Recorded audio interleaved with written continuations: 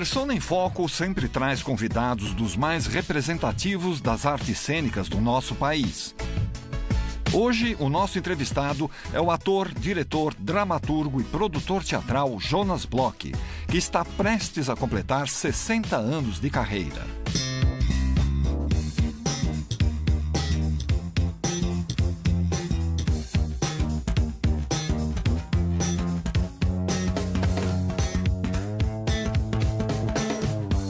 A entrevista será conduzida por Nilu Lebert, jornalista e escritora e autora da biografia do Jonas. Eu sempre fui fã do Jonas como ator. Eu acompanhei bastante a carreira dele, até porque também sou muito amiga da Dani, uma das filhas dele. E quando a imprensa oficial me convidou para escrever a biografia dele, eu fiquei muito feliz e foi ali que eu o conheci pessoalmente. E cheguei, assim, a ficar emocionada por perceber que, além de um grande artista, ele é um homem de bem e do bem. Temos também a atriz e professora de teatro Lúcia Capuani, que trabalhou com o Jonas e acompanhou boa parte da sua carreira. Olha, o Jonas conheci quando eu comecei em teatro, no Per-20. Com o Nelson Antunes, ele estava no elenco. E a peça ficou um ano em cartaz, a gente teve uma longa convivência. Eu não lembro se naquele mesmo ano, logo depois, um texto infantil dele. Fui ver o ensaio Quando as Máquinas Param, que ele fez com o Tony Ramos com a Malu. E era uma convivência da classe, né, teatral. Faz tempo.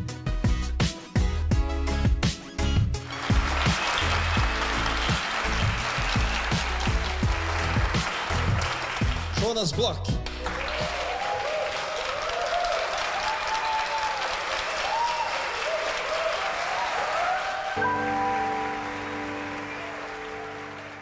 Pronto, vamos começar. Nilu, por favor, é com você. Jonas, eu sei, porque escrevi sua biografia, que o seu nome verdadeiro é Jonas Bloch. Mas o Bloch, qual é a origem desse sobrenome? É ucraniana. Minha família veio da Ucrânia. E meu pai é austríaco, né? Meu avô viajou para a Áustria, casou com minha avó lá. Meu pai nasceu na Áustria. E depois, como é que ele chegou ao Brasil? Ele veio porque a situação na época era meio perigosa, porque havia um avanço do nazismo, minha família é judaica. E eles primeiro foram para a Argentina e depois vieram para o Brasil, né? E você nasceu? Eu nasci no Rio de Janeiro, depois me mudei para Minas, vim para São Paulo e voltei para o Rio. Porque em alguns sites aí dizem que você é mineiro, né? Pois é, mas não adianta eu dizer que eu não sou, porque eu sou considerado mineiro também. Eu morei 10 anos lá, fiz teatro, tem muitos atores que começaram comigo. E tem toda uma relação. As minhas filhas são mineiras, a Débora e a Deni são mineiras. E tive uma vida muito intensa de teatro lá. Então isso marcou bastante a minha passagem por lá. Que ótimo. E continuo tendo uma casa num distrito de Ouro Preto chamado Lavras Novas. Então tem toda minha mulher é mineira, então tem toda uma ligação. Na sua família, lá na origem, tinha algum tipo de alguém com uma inclinação para arte ou não? Não, eu tive um primo que foi autor de teatro, que é o Pedro Bloch, que escreveu As Mãos de Eurídice, Dona Xepa, uma série de peças, mas só ele. E alguns que tocavam violino muito bem, eles não eram profissionais, mas eram maravilhosos. Tocava. O que tinha, meu pai tinha uma coisa meio boêmia, eu não conheci, né? É o que me contam. E pegava o microfone, cantava tangos e todo mundo adorava. Foi chamado para ser profissional, mas minha avó não deixou. E essa veia de ator, assim, quando é que ela começa a se manifestar?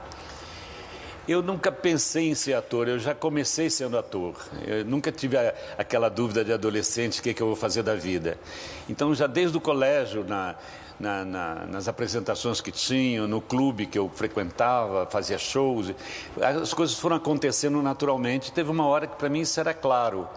E aí eu resolvi entrar numa escola de teatro, que é ainda no Rio de Janeiro, a escola do Dulcina. E depois, com uma série de situações que foram acontecendo, também tinha uma veia artística para as artes plásticas. Eu fiz também a Escola de Belas Artes, que eu terminei em Minas, na Universidade Federal de Minas Gerais. Tem uma história de você no salão de cabeleireiro da sua mãe, com as vedetes, que você viu? A minha mãe tinha um salão de beleza, né? Perto, na Urca, onde tinha o Cassino da Urca. E as vedetes, as atrizes, vinham sempre fazer a unha ou fazer cabelo lá. Ela fez muitas amizades. Então, eu era menino mesmo. Eu entrava escondido, porque ela recebia convites, entrava pela coxia e assistia espetáculos inacreditáveis do teatro de revista. Eu cheguei a ver Walter Pinto, que eram coisas monumentais, que é como se como corresponde ao que seria hoje um musical do jeito que a gente vê, de tanta riqueza que tinha, tanta criatividade, e os cômicos maravilhosos, né? Grande Otelo, maravilhosos. Mas aí também tem um caso curioso, que você foi parar num programa famoso na época, o Câmera 1, na TV Tupi, do Rio. E como é que foi que isso aí aconteceu? Essa história é boa. Eu fazia escola de teatro e eu adorava ver esse programa toda sexta-feira à noite. Era um programa de mistério e às vezes de terror também, né? E eu adorava esse programa. Um dia eu estou numa van, que na época chamava Lotação, e quem eu vejo lá? O diretor e apresentador, o Jaci Campos. E eu digo, o Jaci Campos, que eu via toda semana. Eu desço do Lotação, eu estou de guarda-chuva na mão, ele desce junto e ele não tinha guarda-chuva e pegou carona comigo. Pronto. E eu disse para ele assim, eu sou seu fã, eu vejo o seu programa toda semana, mas a minha opinião vale mais, porque eu sou estudante de teatro.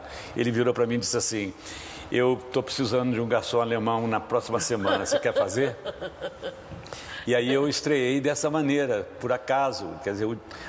Se existe destino, é um pouco isso, né? E aí fiquei 2 anos nesse programa, ou fazendo pequenos papéis, ou fazendo assessoria, fazia coisas de produção, ficava em volta e tal. E aí aconteceu uma história que todo mundo da Escola de Belas Artes, da Escola de Teatro, meus amigos, ficavam me gozando. Assim, semana que vem você vai ser o quê? O jornaleiro ou o padeiro? E assim, toda semana, até que ele me liga e diz assim, semana que vem você vai fazer o papel título. Eu enlouqueci. Eu avisei a família, os amigos, a Escola de Belas Artes, a Escola de Teatro, todo mundo. Sexta-feira, papel título.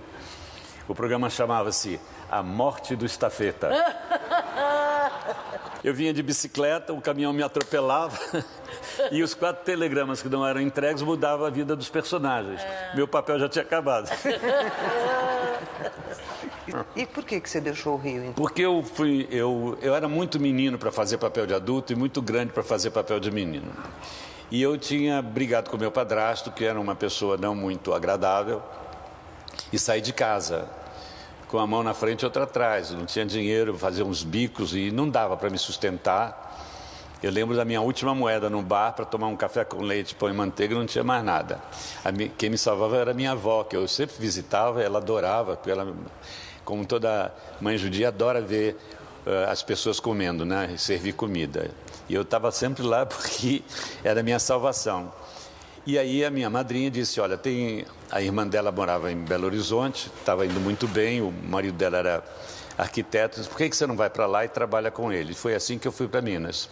E eu ia até para largar o teatro, mas aí apareceu um cartazinho dizendo Bolsa de Estudos para o Teatro Universitário. Imagina, eu com a mão na frente e outra atrás, tinha uma bolsa de estudos ainda para fazer teatro. E aí eu entrei, né, ganhei o concurso e comecei a frequentar o Teatro Universitário de lá durante um bom tempo. Jonas, nós temos alguns depoimentos para lhe mostrar. O primeiro deles é de uma pessoa que conviveu com você nesse período do Teatro Universitário lá em Minas Gerais. Vamos ver quem é? Vamos. Oi, Jonas. prazer poder falar de você, falar do que eu conheço seu, do que você também fez em Minas, no período que eu estava lá. A lembrança mais remota é Sonho de uma Noite de Verão, que a Aide Bittencourt dirigiu lá com o Teatro Universitário em Belo Horizonte, e o Jonas foi convidado para fazer o Oberon. E para mim foi uma experiência sensacional, porque eu tinha a ideia da disciplina do teatro, que a Aide nos incutia. Mas Jonas nos levou a ideia do profissional, do profissionalismo do teatro. Eu fiquei impressionado com ele, como ele, o senso de horário, isso a Aide já cobrava, mas o conhecimento de um texto, como é que analisava um texto, como é que dividia um texto, e as opiniões dele, os palpites, as opiniões, a visão crítica que ele tinha, e, sobretudo, o grande ator que ele era, um ator sensacional, que tinha todos os elementos da voz, da análise de texto, do intercâmbio com outros. Você me deu o espelho. O profissional é isso, não é só chegar na hora, não. É conhecer a matéria, tratar a matéria com respeito, buscando o melhor de si para fazê-la bem. Então, eu acho que esse Jonas foi o que me marcou. Um abraço, Jonas, desejando o melhor para você, e que quero ver outros textos seus, outros trabalhos, né, com alegria, e ver de novo essa mesma qualidade que você sempre imprimiu nos seus trabalhos.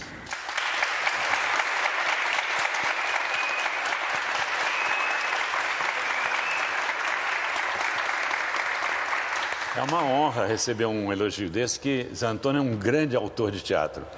Os Crimes Delicados, que já foi montado várias vezes, tem peças maravilhosas. Ele devia ser mais montado. Ele é um grande ser humano também. Muito bem, nós temos o primeiro intervalo do programa agora, mas é bem rapidinho. A gente volta já já com o Persona em Foco.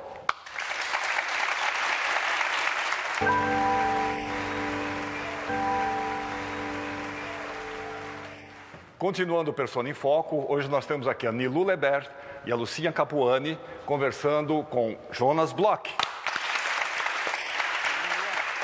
Lúcia, é com você agora. Ok.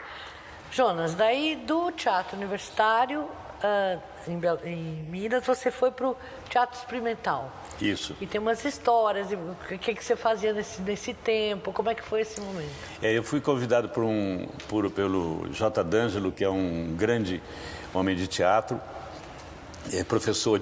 foi professor de anatomia, era sambista, ele é um multimídia. E a gente começou a trabalhar juntos e fizemos durante uns 7 anos uma série de espetáculos, inicialmente experimentais, né? A gente fazia Gelderode, eles faziam Beckett antes de eu entrar. E começamos, e como existia no Rio um movimento do Teatro Opinião em São Paulo Arena, começando a fazer um teatro mais brasileiro e de mais questionamento político, nós resolvemos entrar numa outra fase em que a gente montou espetáculos de Brecht e escrevemos um texto contando a história de Minas, retratando o passado mineiro e mostrando como ele se repete na história. E com a ditadura, a gente conseguiu, durante um certo tempo, disfarçar o texto, usando textos de personagens históricos, mas que serviam para aquele momento. Sim. E durante muito tempo, chamava-se espetáculo, a gente brincou um pouco com a música Ó Minas Gerais e passamos o título passou a ser Ó Minas Gerais. Esse espetáculo foi publicado em livro, agora teve uma outra edição do Teatro Mineiro, ele está lá também. E a gente viajou o Brasil com esse espetáculo, até que chegou num ponto que não deu mais, a censura proibiu de vez, porque eu falava um texto extremamente denunciante, né? Ele era um texto forte demais, falando do que estava acontecendo no país, só que a gente só dizia de quem era o texto no final. A gente dizia assim, esse texto, esse manifesto é do Barão de Cocais, preste bem atenção na data para evitar confusão, é 1824. E aí, com isso, o espetáculo foi censurado. E depois a gente fez mais um espetáculo levando o diretor e cenógrafo do Rio, Amir Haddad, que era um espetáculo chamado Numância de Cervantes. E a gente botou o título Numância ou Ficar a Pátria Livre, você vê como é que era engajada a coisa. Só que a gente recebeu teve uma história inacreditável, que o espetáculo não pôde estrear na data certa, mas mesmo assim ele recebeu uma crítica, sem ter estreado. E isso foi a gota d'água. E aí eu resolvi ir embora de Minas, porque não dava mais. Já era muito difícil conviver lá com o teatro. E até no livro que a Nilo escreveu sobre minha vida, eu no final agradeço esse jornalista que fez isso comigo, porque se não fosse ele eu não teria ido embora, nem não teria feito a carreira que eu fiz. Verdade. Então, ao mesmo tempo, eu sou muito grato a esse canalha, porque ele me obrigou, ele me deu o empurrãozinho que eu precisava para ir embora de lá e fazer uma carreira. Você mencionou aí o J. D'Angelo, uma grande figura do teatro mineiro. Nós temos aqui um trecho de uma matéria dele, onde ele fala sobre o experimentalismo no teatro. Gostaria que você visse e depois comentasse. O experimentalismo cênico é uma necessidade. Não há a menor dúvida sobre isso. E, normalmente, isso está muito, muito próximo daqueles que estão começando. Quem começa, normalmente, por rebeldia própria da idade, entendeu? Que é o normal. Entende? Então, caminha muito mais para aquilo que não é aquilo que é convencional, sim, aquilo que é estabelecido. Então, você tem que quebrar tabus.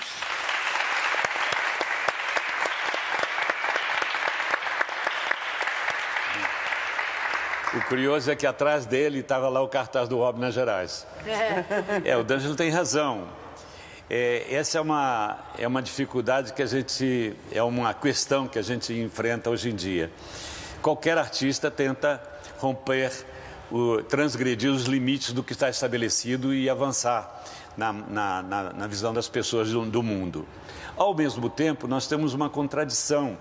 É que o teatro já tem dificuldades demais para sobreviver. É uma arte que, lamentavelmente, as pessoas estão perdendo o prazer de pensar, o prazer de descobrir outras possibilidades do mundo, de conviver com outras realidades. Elas estão muito acostumadas daquele feijão com arroz, daquela coisa repetitiva, de olhar se na televisão a mocinha vai ficar com esse ou com aquele ali. Esse é o esquema básico do que está se fazendo, e as pessoas continuam achando que estão se enriquecendo vendo isso.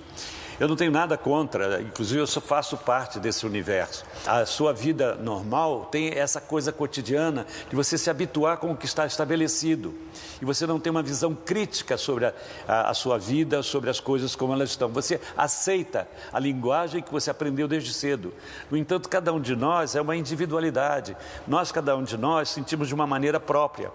Nós talvez tivéssemos que usar uma roupa que seja a nossa cara e não essa que está vendendo em série. Talvez a gente tivesse que se comportar de uma maneira diferenciada da maioria.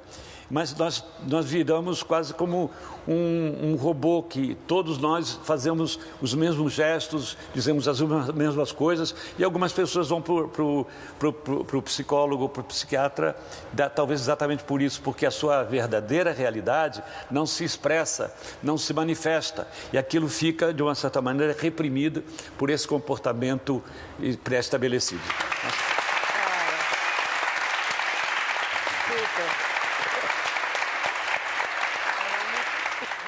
Jonas, mas uma pessoa que tem essa postura, não é que essa postura nasceu assim de repente, da noite para o dia. Você sempre foi um homem preocupado com essa largueza de alma. E você enfrentou e viveu na pele a ditadura militar e teve realmente problemas. Agora, na montagem dos fuzis da senhora Carrár e também no episódio da música Peixe Vivo, lá de Minas Gerais, conta um pouquinho pra gente desses dois momentos. Pois Vamos começar pelo mais engraçado, que é eu estava montando em Minas ainda os fuzis da Senhora Carrardo de Brecht. Eu dirigia e atuava. E veio a ditadura. E as pessoas disseram assim, você é louco, eles vão te prender. E aí eu já estava com a estreia marcada para a Faculdade de Direito e eu resolvi ir então no Exército. E encontrei um subtenente e disse para ele, olha, estão me dizendo que eu não devo levar a peça, que eu vou ser preso. Mas a peça se passa na Espanha, da Revolução Espanhola, não tem nada a ver com o Brasil. Que ideia maluca é essa? E para minha surpresa, pensando que o subtenente ia dizer, você acha que eu sou idiota? Não, ele virou para mim e disse assim, tudo bem, você leva a peça, mas você vai avisar a plateia todos os dias que essa peça, que isso não é o Brasil, se passa na Espanha. E disse, eu juro ao senhor que eu vou fazer isso. E eu, quando eu avisava a plateia, olha, segundo o pedido do 2º Exército e tal, eu quero dizer que essa história se passa na Espanha, não é no Brasil. E era um gargalheiro na plateia. E a segunda história que ela me fala é que com aquela peça, O Homem nas Gerais, nós fomos levar em Brasília. E tinha um trecho que a gente fazia o paralelo entre o passado e o presente, o exílio dos inconfidentes com o exílio dos políticos brasileiros. E tinha uma carta do Juscelino Kubitschek, que na época era amado pelo Brasil inteiro, por tudo que ele tinha feito, pela simpatia, etc., em que ele falava da tristeza de estar exilado. A gente conseguiu essa carta e eu falava essa carta na frente para o público, e para que o público reconhecesse de quem era, nós colocávamos atrás um coro cantando Peixe Vivo, que era a música típica dele, que todo mundo sabia, cantou Peixe Vivo é Juscelino, reconhecia. A censura mandou cortar o Peixe Vivo, porque eles tinham um problema com o Juscelino, que seria inevitavelmente o futuro presidente. E aí a gente não pôde cantar música, mas dava para publicar no jornal que havia sido censurado. Apareceu um grupo de estudantes e perguntou como é que é a cena. E eu disse, eu estou aqui na frente, tem um coro lá atrás, depois de tal momento e tal. Então, todas as apresentações que nós fizemos em Brasília, nós não cantávamos Peixe Vivo, mas na plateia... todo dia. Mas você morava lá em Minas, mas você frequentava os teatros do Rio, né? Isso, é. Mas acabou escolhendo São Paulo para morar. Como é que foi? Porque eu não... todo mundo diz assim, vai para o Rio por causa da televisão, né? Mas eu queria era fazer teatro. E o Teatro Bom estava em São Paulo. Eu fui trabalhar em São Paulo porque o Flávio Rangel era nosso amigo e leu o texto do Homem nas Gerais e ia nas nossas festas e tal, me chamou para fazer o Hamlet. E aí você trabalhou com o Valmor. Como é que foi chegar aqui em São Paulo e já Flávio Rangel dirigindo o Hamlet, mas trabalhar com o Valmor? Foi maravilhoso, porque ele era uma pessoa fantástica, muito amigo, e a gente acabou ficando muito amigo porque a gente tinha que ensaiar a esgrima, né? A gente tinha uma luta de espadas, ou ele ia para minha casa ou eu ia para a casa dele, e isso acabou aproximando a gente muito. E ele era um ser humano fantástico. Todo o elenco era um elenco de primeiríssima qualidade, de gente de primeiríssima qualidade artística e humana também. O elenco do Hamlet era enorme, né? Um dos atores dessa montagem fez questão de gravar um depoimento para você. Opa. Nós tivemos um grande momento em nossa vida, em nossa carreira, eu e o Jonas.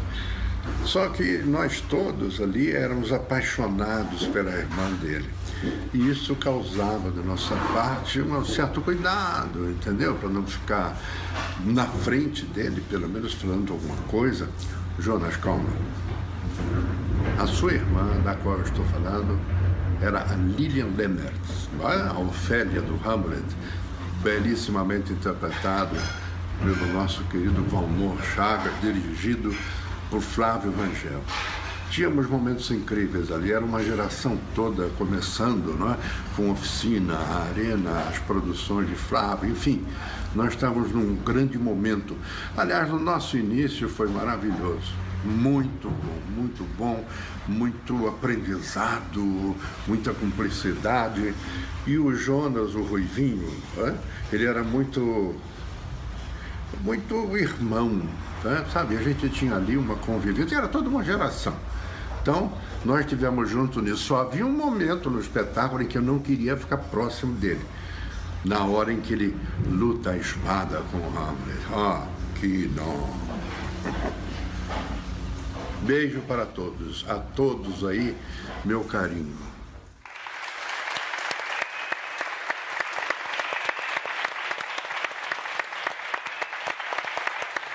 Esse é um grande ator, né? Esse é um grande com G maiúsculo.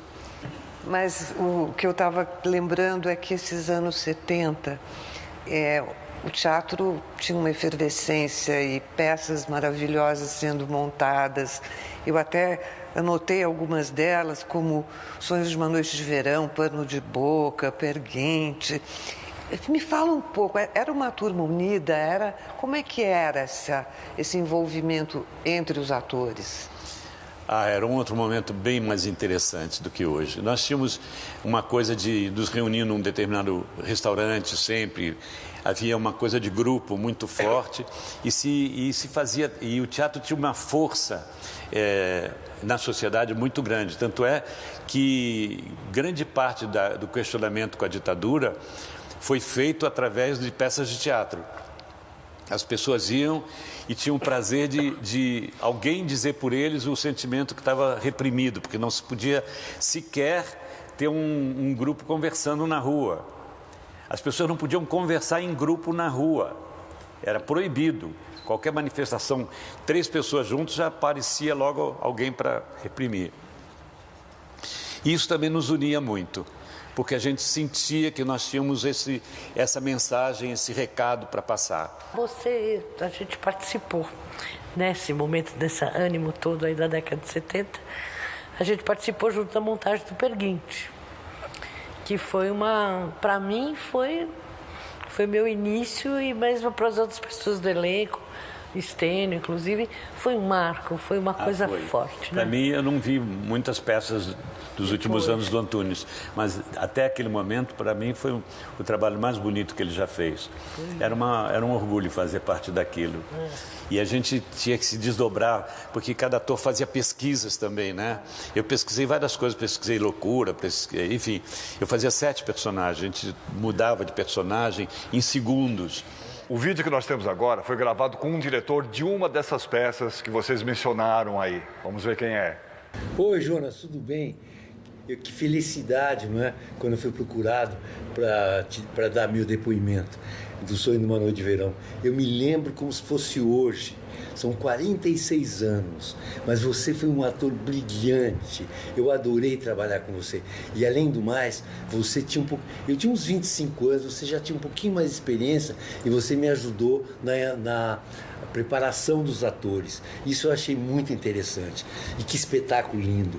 As músicas do Jamil Maluf, eu achei muito interessante. E você, para mim, é um grande ator. Foi estreia de vários atores. E o Amaury, eu adorava o Amaury Alvarez, o Wilton Rave, o Sembroni. Ô, tempo bom. Também me lembro da gente indo com aquele jeepzinho seu e com a Débora sentada no meu colo, indo lá para Santo André, ficando nas coxias. E hoje ela é uma grande atriz. Oh, meu Jonas, tanto tempo. Você é um grande ator, você é um grande artista. Meu grande beijo.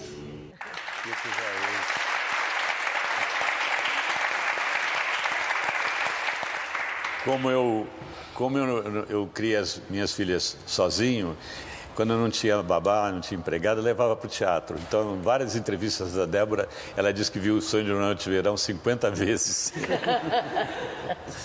E tinha um grande ator que ele não citou, que é o Everton de Castro. Grande ator. Nós vamos interromper mais um pouquinho o programa para um intervalo rápido e voltamos na sequência com o Persona em Foco.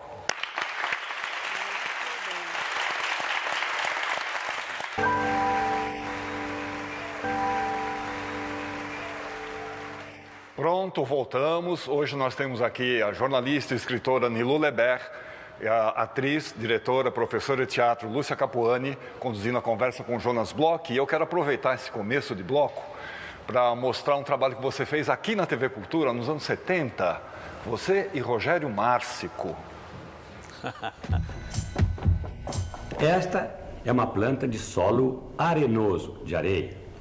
Elas possuem ou folhas pequenininhas ou mesmo espinhos, que são folhas atrofiadas, que não se desenvolvem.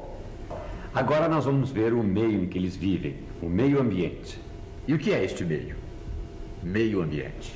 O que é o solo? O resto do assunto para o nosso próximo programa, hein? Até lá.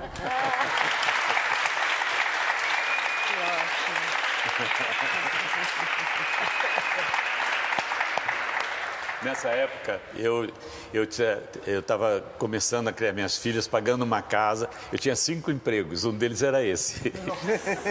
Eu dirigia em Santo André, fazia esse curso, dava aulas na escola da Ruth Rachou, fazia de tudo. Mas você lecionou lá em Santo André e dirigiu espetáculos. Em São Caetano também. Pois é, no grande ABC aqui de São Paulo. E qual é a importância que você dá a esses grupos amadores que futuramente muitos deles serão profissionais do teatro? Eu acho que é importantíssimo que surjam esses grupos. Eu acho que deles vão nascendo ideias novas e também são pessoas que não estão viciadas por uma linguagem e abrem uma criatividade de um novo tempo. E dali surgem bons profissionais. Você, em 71, teve a ousadia, naquele momento, de montar um texto do Plínio Marcos, que naquele momento era o dramaturgo brasileiro mais proibido, mais censurado, mais polêmico. E era Quando as Máquinas Param, que é um belíssimo, lindo espetáculo que eu tive o privilégio de ver. Então eu queria que você contasse um pouco, porque foi animado aquilo lá. Eu fui convidado pelo próprio Plínio para dirigir a peça, que foi uma honra, né? Ele me pedir. Era com Tony Ramos e a Valderez de Barros. E nós fazíamos no meio, num palco do Sindicato dos Testes no Brás. E havia um movimento de educação, de alfabetização chamado Mobral, que eram pessoas que estavam sendo alfabetizadas e pobres. Então nós fazíamos um preço popular, que na época era acho que 2 cruzeiros, como se fossem R$2. Buscávamos as pessoas para assistir a peça e depois debatíamos. Atrás desse debate, a gente começava a puxar as consciências das pessoas, a debater, a fazer com que elas começassem a pensar sobre a sua realidade, sobre a realidade do país e não vivesse mecanicamente aceitando tudo como estava. E por incrível que pareça, com um trabalho desse que era um trabalho de questionamento, um dia o teatro foi invadido por um grupo de esquerda armado, botou um revólver na cabeça da Valderez para distribuir panfletos. Justamente uma coisa que nós estávamos do lado deles e não do outro lado. Mas, enfim, isso é claro que deu um problema sério com a polícia política. O Plínio Marcos foi chamado e, como ele era uma pessoa muito diferenciada, ele chegou lá e disse, olha, eu que montei, eu que sou o produtor, ninguém dos atores ou do diretor tem nada a ver com isso. Sobre esse trabalho, Quando as Máquinas Param, Valderez de Barros e Tony Ramos, né? Eu poderia aqui, meu querido, falar alguns minutos sobre novelas que fizemos juntos, mas eu vou falar especificamente de um momento muito importante na minha vida e quero crer que foi para você também, quando você dirigiu a Valderez de Barros e a mim num espetáculo lindo, inesquecível, do grande Plínio Marcos, Quando as Máquinas Param. A gente fez aquele trabalho maravilhoso lá no Sindicato dos Têxteis, no Brás, em São Paulo. Não era pouca coisa, tudo aquilo que a gente estava fazendo naquele momento, ainda durante a ditadura.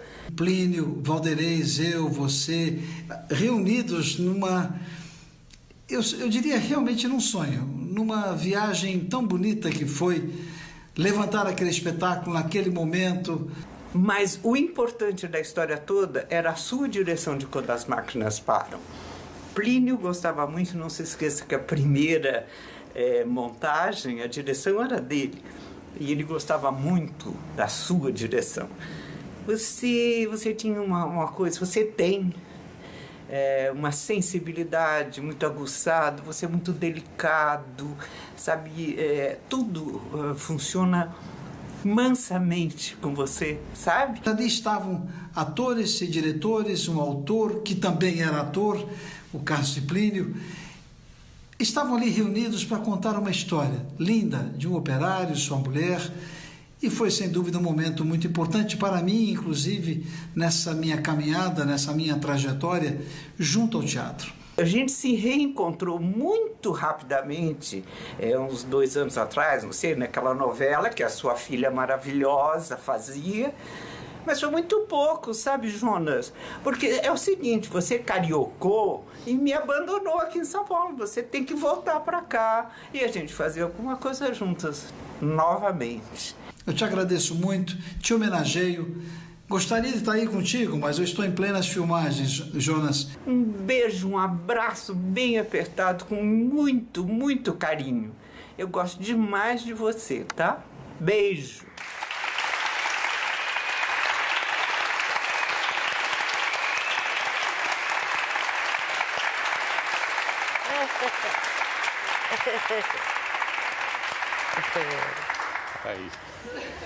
E aí, vamos falar um pouquinho de TV. Você vai lá, vai pro Rio, você começa na telinha, você já tinha 40 anos, né? Mas veja só, com quase 40 anos. Mas aí você fez 30 novelas, 20 minisséries, casos especiais. E sobrou alguma coisa, tempinho para o teatro?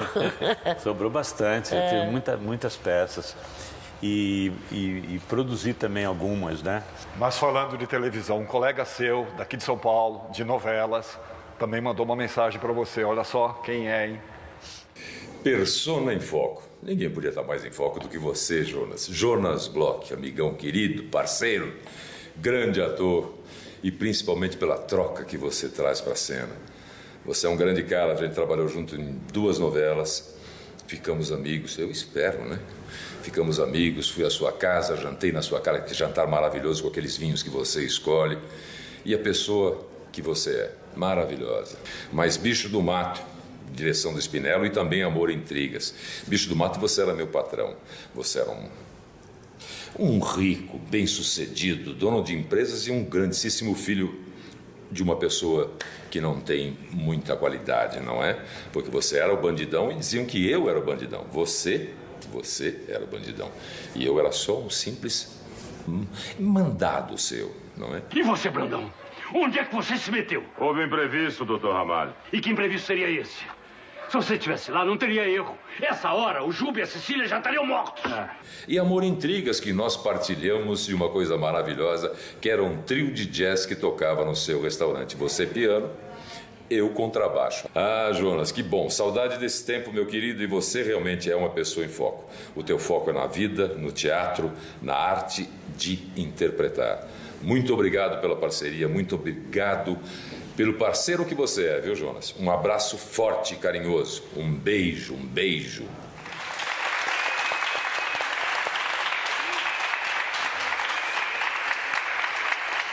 Realmente foram 2 parcerias muito intensas. E que voz, hein? Que voz maravilhosa. Ele também é um bom ator.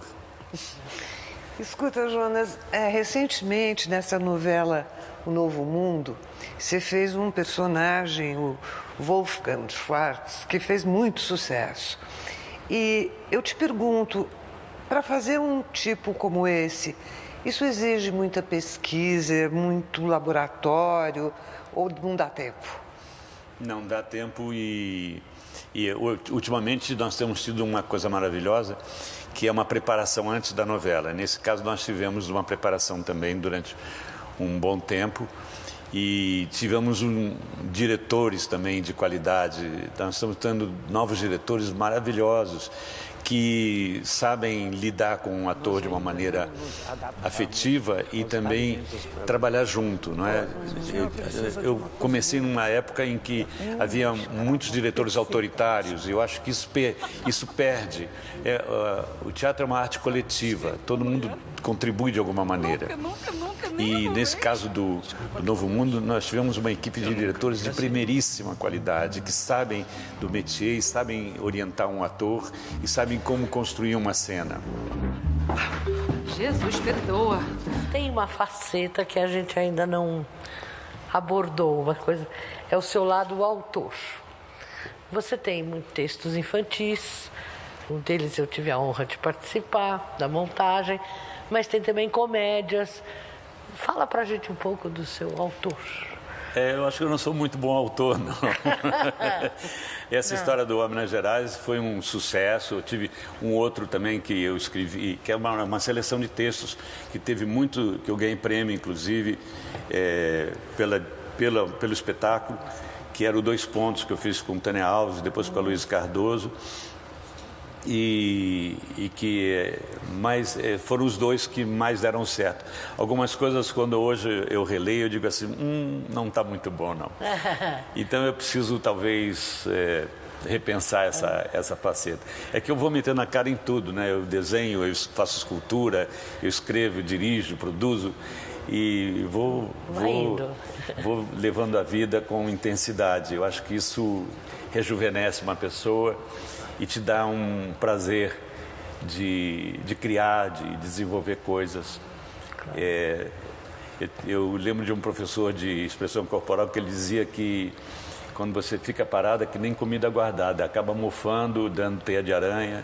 Você tem que estar em movimento o tempo todo, que isso energia puxa energia. Jonas, quem vai falar com você agora é uma atriz que estava em começo de carreira quando trabalhou com você numa peça escrita e dirigida por Jonas Bloch.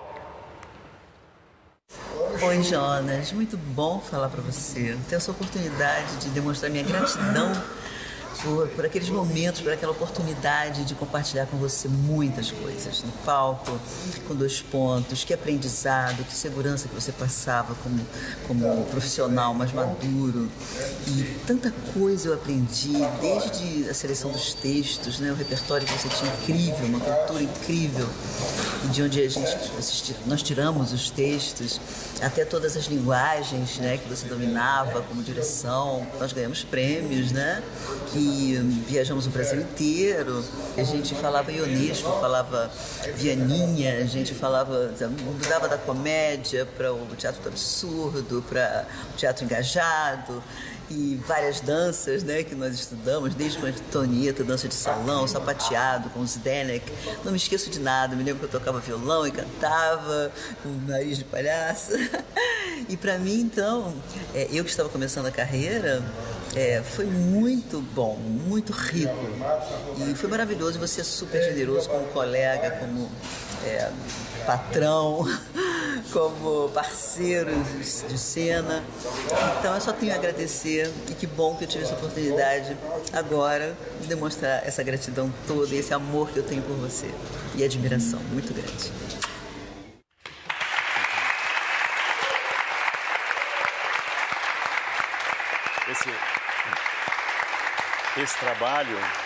Esse trabalho foi o grande lançamento da Tânia Alves, porque ali ela foi revelada que ela realmente fazia um trabalho magnífico, magnífico. E nós metemos a cara mesmo, em vários sentidos, de querer sapatear, sem saber sapatear. Fomos para uma academia, porque tinha um quadro que criticava a cultura americana invadindo o país. Então a gente éramos dois vagabundos, meio palhaços, meio vagabundos, que tentavam sapatear, fazíamos uma dança bonita, mas depois eles tropeçavam sempre. O Jô Soares é que, toda vez que entrevista a Tânia ou a mim, as poucas vezes que a gente foi lá, ele sempre fala desse espetáculo como uma das coisas mais melhores que ele já viu na vida de teatro. E era absolutamente simples, não tinha nada, era um varal de roupas só. E a gente ia tirando a roupa e fazendo personagens. Era uma mistura, tinha Mayakovsky, tinha Ionesco, tinha Brecht, tinha de tudo nesse espetáculo. É uma das coisas que eu acho que tem que repensar se não remonta. É isso mesmo. Ok. Vamos ao último intervalo do programa. Voltamos já já com o Persona em Foco de hoje.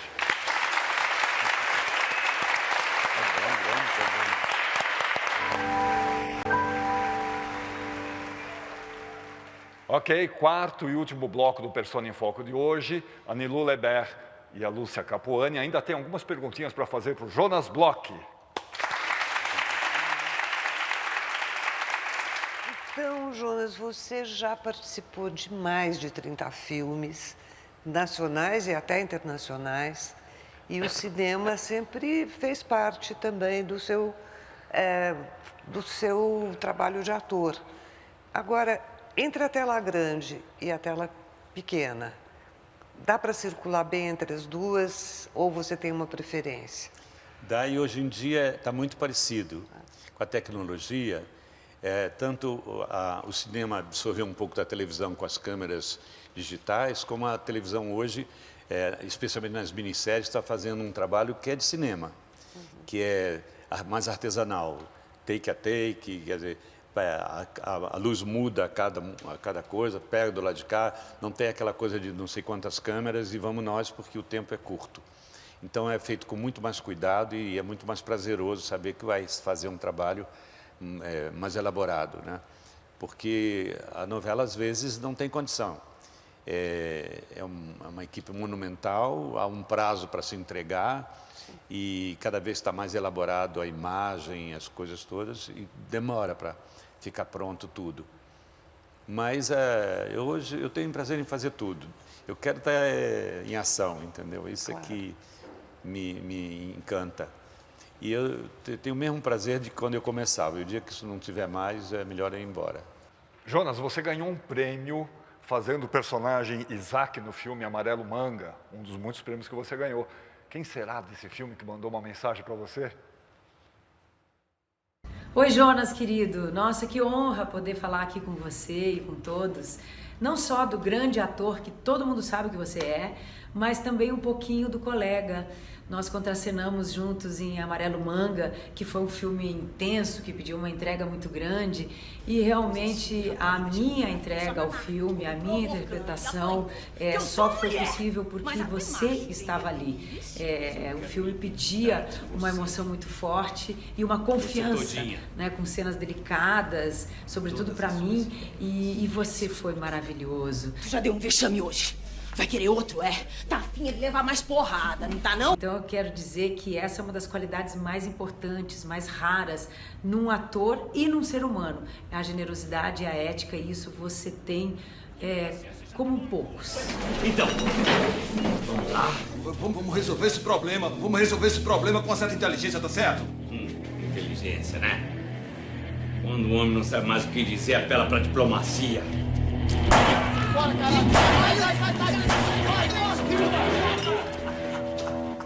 Parabéns pelo grande ator e pelo grande ser humano que você é. Um beijo enorme no seu coração, querido.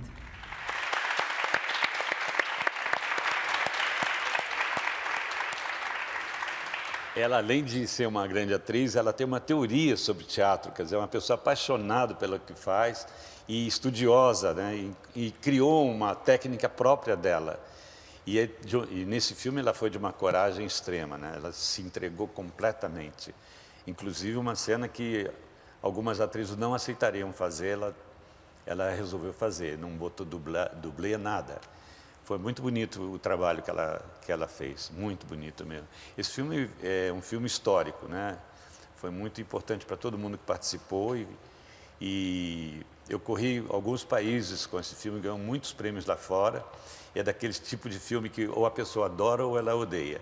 É um filme muito corajoso, que exigiu que a gente se abrisse para isso. Foi feito em Pernambuco e com o grande Cláudio Assis, que é um revolucionário da arte. Então, mas tem uma outra parte que você sempre também se dedicou, desenvolveu. Você tem um trabalho contínuo de artista plástico. Você pinta, você tem esculturas, desenhos, mas isso nunca foi exposto. A gente não se conhece pouco sobre isso. Você podia falar um pouco? Antigamente eu tinha uma opinião não é totalmente fora de propósito, não, que é assim, no Brasil, se um músico troca 5 instrumentos, ele é genial. Se você começa como ator a fazer uma outra coisa, assim, a carreira não deve estar muito boa, não. Ou esse cara é metido, né? Quer ser de tudo. Mas não é só por isso, não. Eu resolvi que esse lado de artes plásticas, eu não queria ter preocupações econômicas com ele. Eu queria fazer com liberdade e do meu jeito. E para mim era satisfatório o lado da carreira de ator e eu não queria fazer duas profissões ao mesmo tempo. Eu continuo fazendo, já aconteceu de vender coisas minhas e raramente eu fiz 2 ou 3 exposições só durante essa vida toda. E não sei se vou uma hora caminhar por aí. Eu acho que eu fico muito mais livre para trabalhar sem esse compromisso de produzir tanto ou de ter uma preocupação se vende ou não vende. Entendi. Eu sou mais livre assim. Jonas, nós encontramos uma matéria aqui no acervo da TV Cultura sobre uma das exposições que você fez, coisa de uns 15 anos atrás. É bom para a gente conhecer um pouco do seu trabalho, não deve ser os mais recentes, porque a matéria é antiga, mas vamos ver.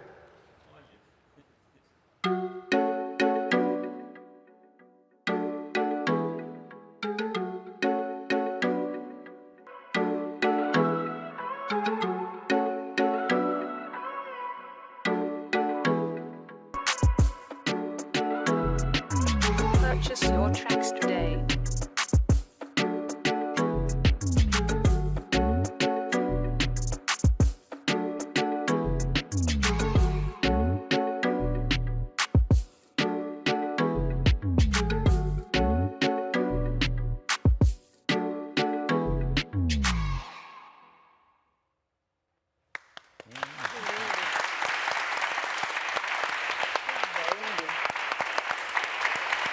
Essa eu não esperava. Essa eu não esperava. Aliás, quase nenhuma das entrevistas eu esperava. Jonas, o seu trabalho mais recente, ele está baseado numa obra do poeta Manuel de Barros. E o nome é O Delírio do Verbo. Isso. Aliás, que é um título muito instigante, né? E qual que é o delírio da palavra? Assim, na poesia, na prosa, fala mais desse espetáculo. O Manuel de Barros tem frases que eu adoro. Ele diz assim: lugar sem comportamento é o coração. E esse título veio de um pequeno poema que ele diz assim: no descomeço era o verbo, só depois é que veio o delírio do verbo. O delírio do verbo estava no começo, lá onde a criança diz: eu escuto a cor dos passarinhos. A criança não sabe que o verbo escutar não funciona para a cor, mas para o som. Então, quando a criança muda a função de um verbo, ele delira. E em poesia, que é voz de poetas, que é voz de fazer nascimentos, o verbo tem que pegar delírio. E é um pouco isso. Ele brinca com as palavras como um Guimarães Rosa. Ele foi considerado por todos os grandes poetas como um dos maiores poetas já brasileiros. E eu tentei, lendo a obra dele, recolher aquilo que cabia mais para o teatro e procurando fazer um panorama do universo dele. Uma hora ele é mais romântico, outra hora ele é político, outra hora ele é muito engraçado. E ele brinca com todas as coisas e nos traz uma visão diferenciada do mundo. Aquilo que eu falei antes, de um outro olhar sobre o mundo. Ele diz: poderoso para ele não é quem descobre o ouro, é quem descobre as insignificâncias do mundo e as nossas. Por essa pequena sentença, eu fui elogiado de imbecil. Fiquei emocionado, eu chorei. Eu sou fraco para elogios. E o Manuel de Barros escrevia uns caderninhos, e o caderno que está lá é exatamente da forma como ele fazia. Ele escrevia a lápis, ia lá para o quartinho dele e escrevia coisas. Então eu selecionei algumas frases dele para colocar num certo momento que ele fala de um avô, de uma história até surrealista do avô dele, em que deixou um caderno de apontamentos, seriam os apontamentos do avô. E na verdade são as frases do Manuel de Barros muito bonitas, né? E tem várias frases, caracol é uma solidão que anda na parede, né? E, enfim... Jonas, a sua trajetória artística e de vida, né, é realmente admirável. Para encerrar o programa, já agradecendo desde já a presença de todos vocês e da plateia também, várias pessoas aqui, quem está nos assistindo em casa também, pretendem ingressar ou seguir a carreira artística. Que breve recado você poderia deixar para essas pessoas? Bom, o teatro é preciso que haja um verdadeiro amor. Eu acho que se a pessoa está querendo entrar para ser ator, para ir para a televisão, não vai não, esquece, sai fora. Ou você tem um sentimento profundo de que essa é a sua vocação, ou não vai para ser famoso, porque isso vai te dar um vazio a longo prazo. Siga o seu coração. Se ele estiver te dizendo que é esse teu caminho, vai fundo e se prepara, porque não é fácil, não foi fácil para ninguém. Não há ator que não tenha batido na porta e recebido um não tenha sido recusado por alguma coisa, e que é uma coisa séria, né? Porque para o ator a rejeição é uma coisa muito grave. E quem quer mesmo vai à luta, e insiste, e insiste, e insiste. Eu sei de atores que estão há anos e anos e anos sem ter uma projeção, um espaço profissional, mas pelo amor que eles têm, eles continuam lá, porque é isso que eles querem fazer. E tem ator que se recusa a fazer televisão, porque eles acham que o trabalho deles não é esse, com todos o preço a pagar. Mas cada um sabe do seu caminho. O que eu acho é que só tem uma coisa que vale a pena fazer, se você sente que é isso mesmo, é lutar, lutar, lutar, lutar e lutar.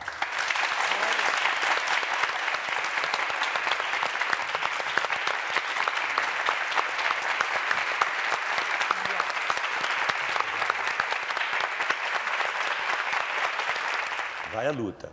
Não fique esperando que batam na sua porta, bate nas portas das pessoas, mas antes de mais nada se prepara, porque parece fácil, parece que é só chegar lá e dizer um texto, e não é bem assim.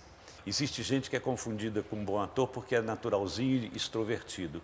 Isso não é arte, isso é uma outra história. Ou porque é bonito e tem um charme especial. Isso também não é ser ator. Ser ator é uma coisa muito mais rica, muito mais enriquecedora.